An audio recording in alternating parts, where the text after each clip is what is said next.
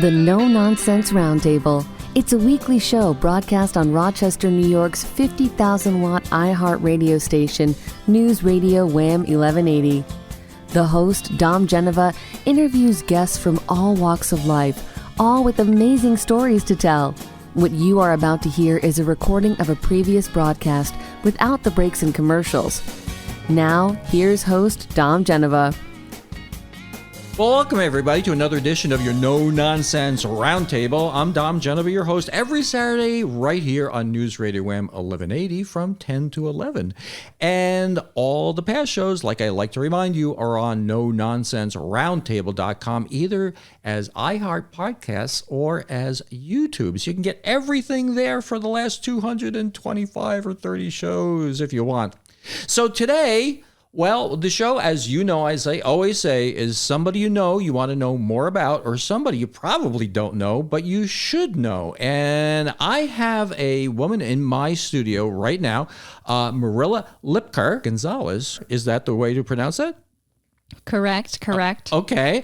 And she has a fascinating story because it's multidimensional. It has to do with music performances, a company that she started. A young person, I would say that you probably could be my granddaughter. Yes, very young. Yeah, Let's keep it that way. very, very, very young. And with a great story. It was introduced by a friend of mine. His name is Greg Smith. He is the owner of J Advertising. And he says, "Well, Dom, you have to have her on the show. She's so great. She's got this." And Greg, I don't know anything about this person. No, you have to have her on the show. And then he goes, she's going to be funny about you. And I go, what does that mean? What does that mean? I have no idea what that means. Maybe he'll call us and tell us and give us a clue. I've tried. He's torturing me with this. I have asked everybody I know what the quote, "somebody is funny on you" means. Yeah, let's clear that up. I do a lot of things. I haven't started my stand-up comedy career yet, so that's not why I'm here. Oh, okay. Sorry, Greg. but there's some mysteries in life, and that's one of them. We'll have to dig into that a little deeper. Anybody knows about J Advertising, an enormous advertising agency. His brother Ferdinand J. Smith, obviously famous disc jockey here in Rochester, went on to the National Broadcasting Hall of Fame, and now we're talking to, well, finally back to you. Back to me. Although, yes, it's worth acknowledging. Greg's been kind. Well, he says you should come on the show. So why are you here? Because Greg is so kind to me. No, I had a similar experience. I have a lot of irons in the fire right now, and I reached out to Greg because he is a marketing mastermind, and I said, "All right, what kind of pointers can you give me? I could use some help in the Rochester area." And he was so good about getting back to me so quickly and taking time out of his day to give me some pointers. And one of the first things he came back with was, "You got to talk to Dom. You know, he's a great guy. You know, you got to get on that show, and we're gonna figure that out. It's gonna be a great interview." And I, okay, yeah. I mean, I gotta trust Greg. He knows what he's talking about. And so then I looked up your show, and It does seem wonderful. No. Either that or I'm the practice round. I'm like, before you go out and you talk to really important people that know what they're doing, you come here first. It's like playing Altoona before you go to Broadway, right? Exactly. Maybe that's what he had in mind, but I think your show has a lot to offer. I think I've really loved to see what you've interviewed, like the people that you've interviewed, and I'm excited to be here. Well, all the previous shows are on No Nonsense Roundtable. Okay, so there is the performance musical aspect of you and your life, and there's a company that you started. We won't get into that quite yet, but my favorite question always at the beginning of the show is, what did you want to do when you were like 10 years old? What did I want to do? I would say perform. Okay. I would say perform, and that's been pretty true since then. I would grow up in a big family, and whether it was just a true love for performing or just wanting all the attention on myself in competition with my siblings, I always wanted to perform. And we grew up watching old musicals and old movies, and we would play pretend that we were singing in nightclubs. And so it wasn't necessarily music. It could have been performing, like dancing or just getting the attention in front of a stage. Was that it? Oh, music.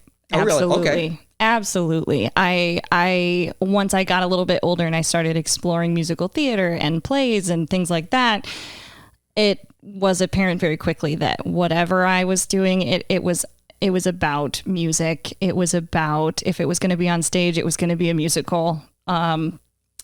If it was in front of a microphone, it was going to be singing something or writing my own music. And so, yes, music has always been the focus when it comes to performance. Okay, so you had two sisters. There were three girls, and you had a younger brother. This is just like my family. Same thing. I had three sisters. An older brother. Oh, an older brother too. Bookend boys. Okay, so was everybody watching these musicals on TV? All I mean, was it all of you, or just the gals, or the boys? I mean, what? I would say, for the most part, it was the gals. Okay. My older brother was interested, but also, doing his own older brother thing. Okay. And so the three sisters, we just loved all of those classic MGM, Gene Kelly. What was your favorite?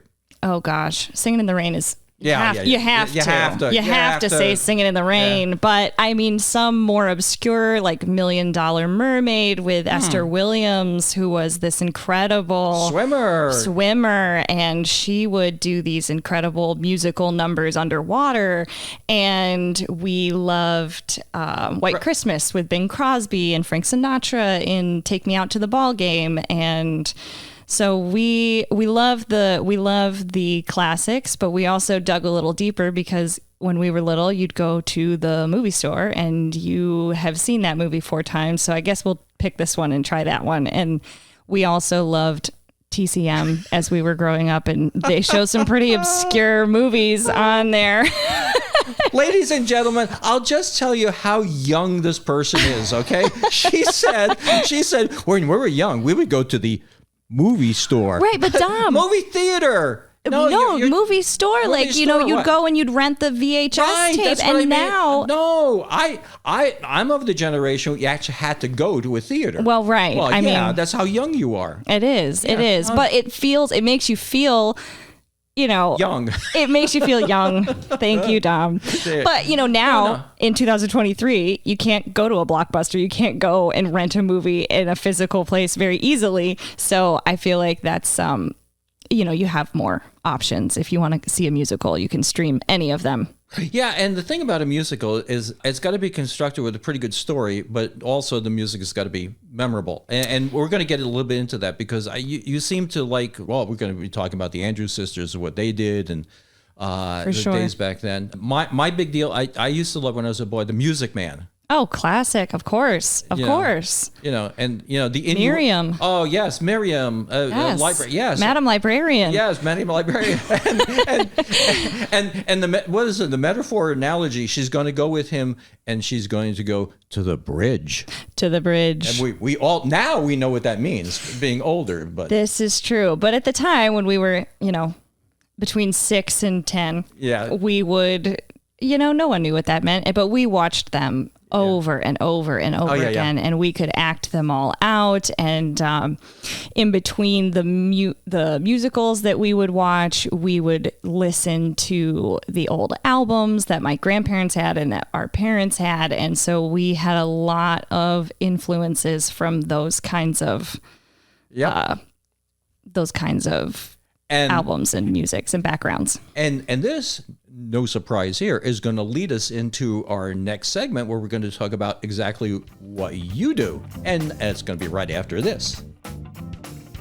Well, welcome back. You're listening to No Nonsense Roundtable. We're talking to Marilla Lipker Gonzalez, who is an entrepreneur. She has a business that she's going to talk to us about in a little while. But more importantly for this segment, we're talking about her experience as a performer. So I'm just going to throw the words out there. You know, the Cool Club. Tell me about the Cool Club, how you got started with it, the whole story, and what you do with the Cool Club. The Cool Club and the Lipker Sisters is the band that I perform and write for, and we have been working together for the past 10 years. It all started 10 years ago when I came across the Cool Club, which was an established group, and they were playing a wonderful set, and it sounded so old-timey, but it was very fresh, and I hunted down the contact information for Rick Hoyt, who was playing guitar and singing at the time. And I said, hey, I noticed you don't have a female vocalist. Would you like one? And pitched myself with no experience at all being in a band. And he was so kind. He reached out, said, sure, let's see what you can do. Meet us at this wine bar in Geneva, New York. We have a jazz jam in the basement. It was, you know, as all jazz jams are, very secret.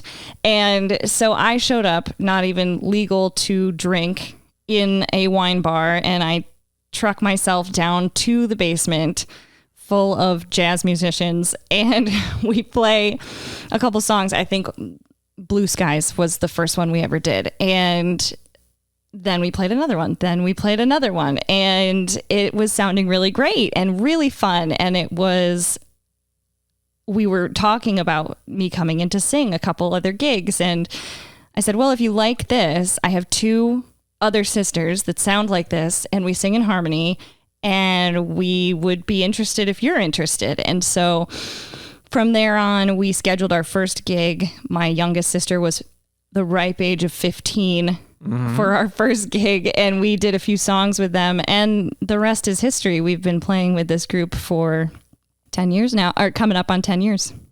What gave you the nerve to do that? I mean, most young women at that age would be like, I'd like to do that, but I don't know. I don't want to be told no and whatever. I mean, that's pretty good. You got yourself out there, right? Overconfidence. Highly recommend it. I think I wanted it so badly. I think I wanted an outlet so badly for the music that I loved, and that was an older type of music, and I wanted an authentic outlet that wasn't just in the setting of a musical or something like that. And here was this band that was playing this music that I grew up with and loved in a very authentic and fresh way. It wasn't a novelty act. They were just playing the music they loved, and it happened to be music from the 30s. And so I think I wanted to participate in something like that so badly that I just had to shoot my shot. And so... Well, it's kind of amazing that there would be something around Rochester like that you would be able to get to and gravitate toward. Yeah, and I mean, that doesn't sound like something like every town has. It's not, and I think it was something very unique because now we play in Rochester, but this all took place in Geneva, New York, which is much smaller. Smaller too, yeah, much smaller. And so I think it was a perfect storm, because I think if I had been in Rochester and near the school, the Eastman School of Music, I might not have had the nerve to put myself out there. But in Geneva, there was a level of, safety there, and look at these guys doing what they love and playing what they love. And, maybe I could be a part of that too. So I think that, it was a perfect storm. I think it was meant to be. And the 3 sisters, I mean, you all had musical talent, and you all wanted to do that. I mean, I had 3 sisters. I mean, I don't know that they ever did anything together. I was going to say, 3 of them. I mean, I can't remember other than beating the bejesus out of me. I mean, well, I don't know what else they did together. That's pretty good. It has been wonderful. We have been singing together as a family since we could talk. My parents were very musical, and so we grew up in a very musical household. I make jokes that if we didn't sing, that would be more unusual than if we did, because we really come by it honestly. But the 3 sisters really loved learning songs just by ourselves. And for years, we would just sing a song at a family party, or like, it was just that weird, like, oh, why don't you guys sing a song? And it was super awkward and weird. And well, what's amazing to me, we were mentioning before musicals, and nowhere in there did you mention The Sound of Music, because this sounds like the family Von Trapp. Yes, family Von Trapp. It sounds like I think we only got up on stage as an entire family maybe once, but it did happen. It was very Sound of Music vibes. But so were you practicing when you were very young? Were you practicing together when you were in as a very young child? For sure. Oh my goodness, for sure. We were 9-10 years old. Oh yes, if not younger. We would learn the songs and the sequences from the musicals that we loved. I mentioned Singing in the Rain, and there's this bizarre sequence in Singing in the Rain where they're filming a commercial about women's clothing, and it's like this whole fashion plate and this whole monologue that's totally bizarre. And the three of us learned the whole sequence clean, and then forced our grandparents and parents to sit down in the living room and watch us act out the whole thing. God, that's like great. three little weirdos. But yes, we would learn anything we could get our hands on. We would learn, and we would orchestrate it, and we had a lot of fun with that. So then when the band came along, it gave us a really healthy, normal outlet for that. Yeah. And one of the things you were saying, you've learned, or you can perform 100 songs. Oh, our repertoire is a little exhaustive and exhausting sometimes. Because we love to challenge ourselves, and we've found a band that loves to challenge themselves and try new things. We're constantly adding new material and learning new material. And so that list from 10 years ago to now, it has just been steadily building ever since. So we have a lot to pull from and keep it fresh and interesting. Okay, rough estimate. How many times did you sing Boogie Woogie Bugle Boy? Oh my God, I'm triggered. Triggered. I mean, we still do it not every show, but I would say probably. There's got to be thousands. Oh, I was gonna say. I mean, I'm sure it's over thousands. Do you ever get sick of it? Yeah, for sure. Absolutely. Sick of it? Yes. I'm trying to keep it clean here for you, but yeah, absolutely. No, I mean, true confessions. We will play shows all the time, and a lot of our stuff is original, and a lot of it has that vibe. But 9 times out of 10. We'll be playing someplace, and someone will come up on the break and be like, do you know Boogie Woogie Bugle Boy? And we'll be like, yeah, we do. And a lot of times it's in the set, but a lot of times it's not, because we need a break. But here's the thing. You're an entertainer, and if that's what the people paying music want, for sure. Okay. I am still ticked off at Todd Rundgren from 1973 when I was at St. Bonaventure, and he got up and he would not sing "Hello, It's Me." Well, I've done that before. What did I pay this ticket? I want to hear that song. He's trying to maintain his mental health so he can keep touring. Listen, everybody's got to do what they've got to do. We try to accommodate as many requests as we can, but I can honestly say there have been a handful of shows, and I'm telling you right now, if you're listening and you want to hear Boogie Woogie Bugle Boy, there's 2 ways you can guarantee it happening at a show. How's that? Write the request on a $20 bill. If you write it on 100, we'll play the next song. Yeah. And then, coming up with a little bit of consideration and kindness and understanding, like, okay, I know you have a set and you have a plan, but maybe could you do this, instead of being like, we want Boogie Woogie Bugle Boy. And you know what we have right now? Yeah. A news break. Amazing. That's right. See you right after that. Well, welcome back. You're listening to the No Nonsense Roundtable. We're talking to Marilla Lipker Gonzalez, who is multi-talented entrepreneur and performer, and we are going to be talking about her business that is having a grand opening very shortly. But let's talk a little bit more about this performing thing. So you perform with your sisters. You do music in under the umbrella of older music, 30s, 40s, stuff like that. We do the music. Best way to explain that? Yeah, it kind of spans from, as early as the 30s. Most people are familiar with the Andrews Sisters, and we actually pull a lot of music from a sister group that inspired the Andrews Sisters from New Orleans, the Boswell Sisters, and really? They were huge in the 30s. They were huge.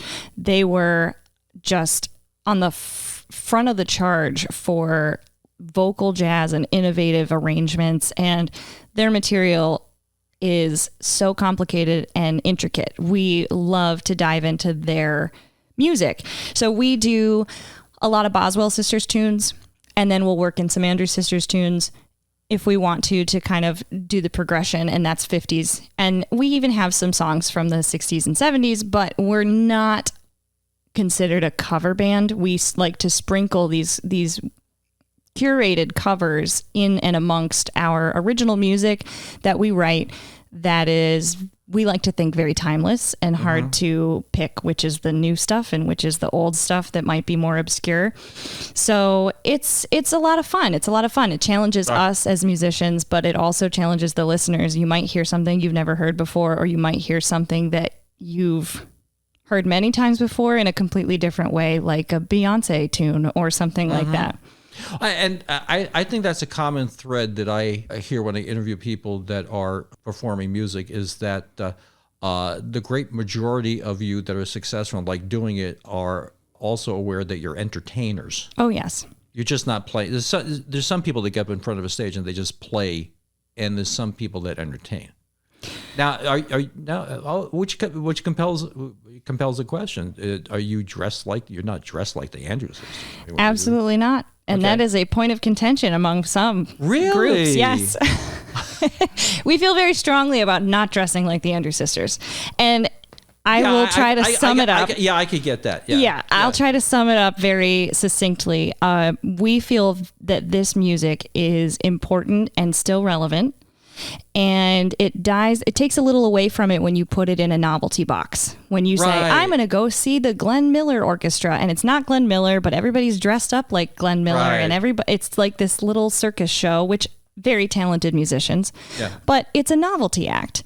And we don't feel like this music should be relegated to a novelty act. And so while we are known for our outfits and our style that we bring to the stage, we always try to wear something interesting that reflects our style.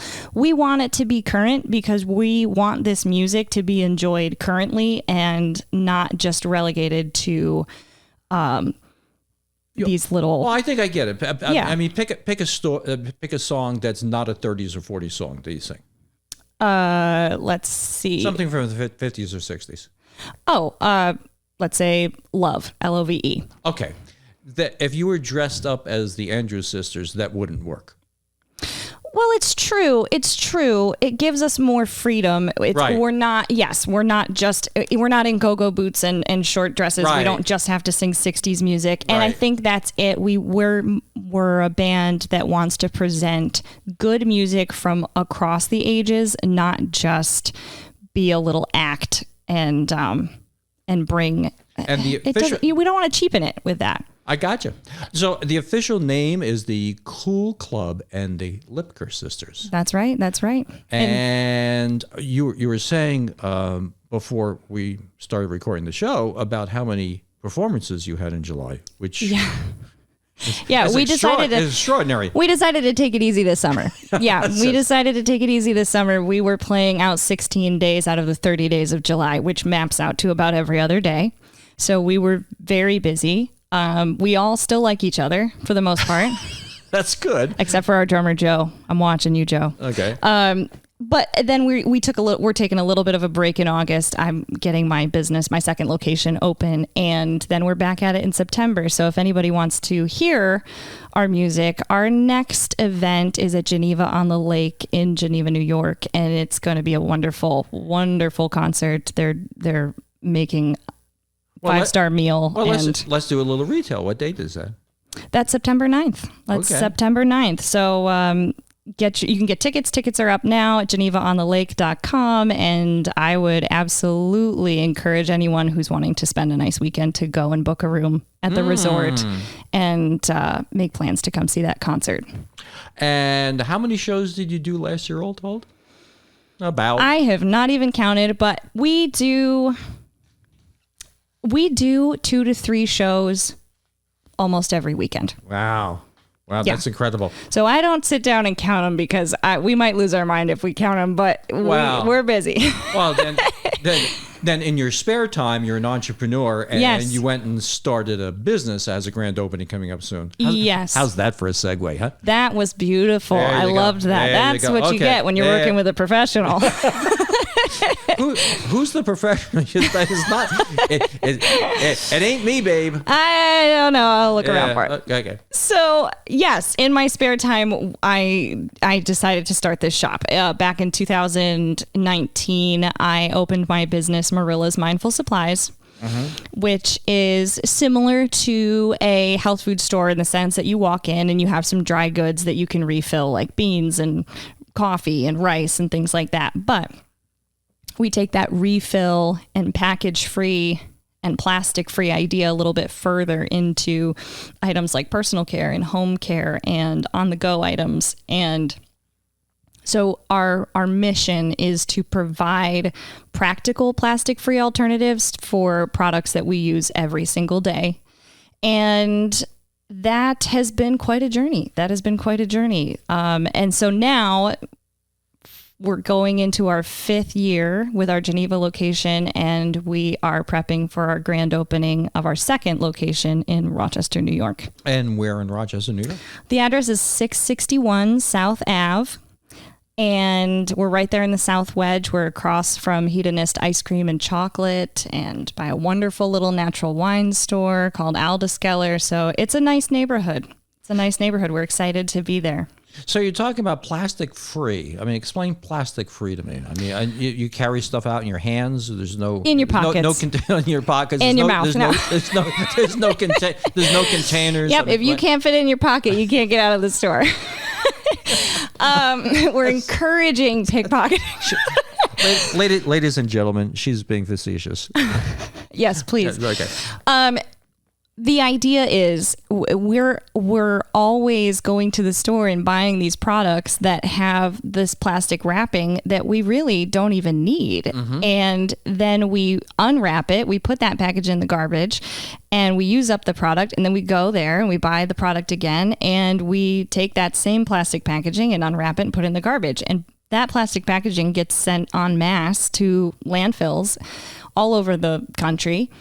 And so the idea and the game of it for me is to walk through the products that I use in a day and think about, is this plastic packaging necessary? Is there a way we could do this where you don't need it? Which is simple when you think about rice and beans and coffee, because people are accustomed to that. And when you go to a health food store, but it becomes a little trickier when you think about, how do I find deodorant without a plastic tube?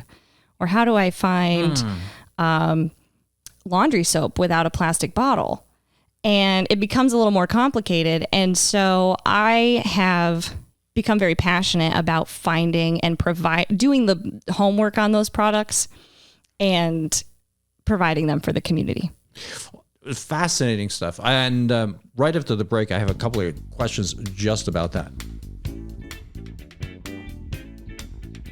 Well, welcome back to the No Nonsense Roundtable. We're talking to Marilla Lipker Gonzalez, who not only is a performer with the Cool Club and the Lipker Sisters, but she has also a grand opening coming up of her business. Let's talk about that. August 25th, Friday? August 25th, Marilla's Mindful Supplies is headed to the South Wedge. And so we are celebrating our grand opening of our 2nd location, August 25th. And if you can't make it Friday the 25th, there will still be grand opening festivities happening on the following Saturday, the 26th. So stop on down, see what we're all about. There will be some door prizes and raffles and fun things to eat. So the main thrust of your business, if I was to explain it to somebody who didn't know anything about it, which is me. I was going to say. Which is me. is that you have a business where you go and buy things that you need without the packaging, rather than going and having go buy something and then you have to dispose of the packaging, because we all know that's basically a scam. Right. I mean, it is.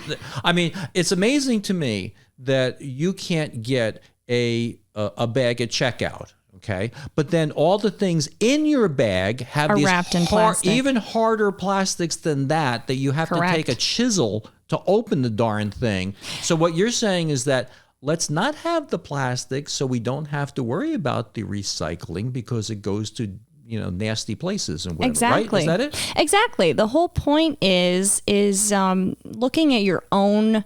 I mean, kind of looking at your own trash can and saying, okay, what is necessary? Like, okay, perhaps the plastic around your ground beef is pretty crucial for you, but maybe the plastic floss container isn't that crucial. Maybe there's a better way to do that. And we provide an option for that is as simple as walking in and making a quick purchase and going out the door. And we do that for floss. We do that for deodorant, toothpaste, all kinds of personal care. We take it into home care. We say, instead of buying a massive jug of laundry detergent that you're then going to have to fill up your garbage can with or recycling bin with, we say, here, come refill this container with laundry liquid, or find something that's not liquid at all. Perhaps laundry detergent sheets is a better option. It's lightweight. It doesn't take up much space. So we try to find really innovative and practical options for people to reduce how much waste they're putting in the garbage and recycling cans. So, I mean, really, it makes all the sense in the world that the solution to recycling is not to recycle. It's not to need. I was going to say, not to need to recycle. Right, not to need recycling. Right, because when you start to look at recycling, the idea is wonderful, but the statistics are terrible. And even if you're religiously recycling and washing everything out, I think the number is hovering around 30% of recycling gets recycled. Right. So, I mean, if you can just cut that down in general, it's a lot less stressful than thinking about, oh my gosh, well, where's that other 70% going? We make it easier to just reduce that, and without working really hard or spending a ton of time or having a lot of money, we say, come on in, we can work with you, we can figure out an option that makes sense. Well, the other thing I look at this is that you all do what you can. Okay. Exactly. And take a look at this and see if it's something that you can do and if your products fit your lifestyle and whatever. So let's talk about a little bit about the products that you have. Yeah, that's something that is very, very important to me. I never claim to be any level of perfect in the low waste realm, because we all have things that make sense for us and some that don't, just like you said. And so when you walk in, we're not asking you to be able to fit all your plastic waste in a mason jar for the year. Like we're not asking that. But if it makes sense for you to switch to a shampoo bar instead of a plastic bottle of liquid shampoo, then why don't we just start there? And that's hundreds of shampoo bottles taken out of the waste stream. And quite often, that's a really great solution for the men that come into our store, because, I mean, most guys don't really care that much about what shampoo they're putting on their head. And so they grab the shampoo bar that makes it easier and lasts longer. And then all of a sudden it's made their life simpler. Yeah. And it's a more sustainable choice for the planet. So our whole ethos is that these products make your life better, and a happy byproduct of that is that they're good for the planet as well. That's kind of where the mindfulness comes in. We're taking care of the people and wanting to improve their lives with our products. And while you're doing that, oh, by the way, it's great for the planet. Yeah, I was thinking a little bit outside the box in a very, very minor way. You go to a good hotel these days, and you don't get these little packages of shampoo and whatever. Right. In the shower, there's a squirt bottle of your body lotion and your conditioner and your shampoo. So you're not continually throwing away these little packages that nobody uses anyway. Exactly. And so it's just rethinking. The hotel can refill those containers themselves. And it's the same way for you at your home. Like, wouldn't it be nice to have this luxury, like, beautiful dispensers in your shower that you can just refill. And at Marilla's, you can do that if you want. Now you have, tell me the types of products that you have. So we have a wide range of sections in our store. We have our bulk food and dry goods section where you can find great coffee, dried mangoes, amazing little grains, beans, things like that. And then we have our personal care section where you can find alternatives to your tooth care, your hair care, your body care.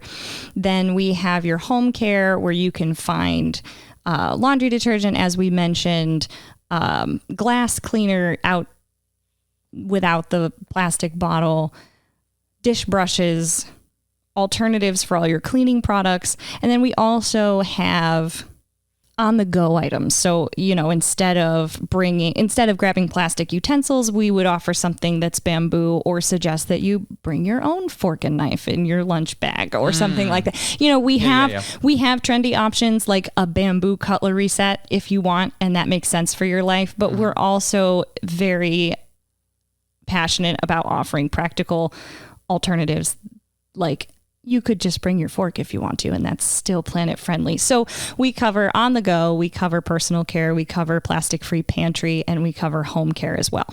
And I would imagine you have a website? We sure do. You can actually check this all out for yourself at marillas.com. Super simple. So for those of us that are maybe a little hard of hearing, let's spell that out. Spell that out. Yes, thank you. That's MARILLAS.com. And you can follow us on social media. We are very active on Facebook and Instagram at Marilla's Geneva. And that's MARILLAS GENEVA. Okay. And what is your favorite product there?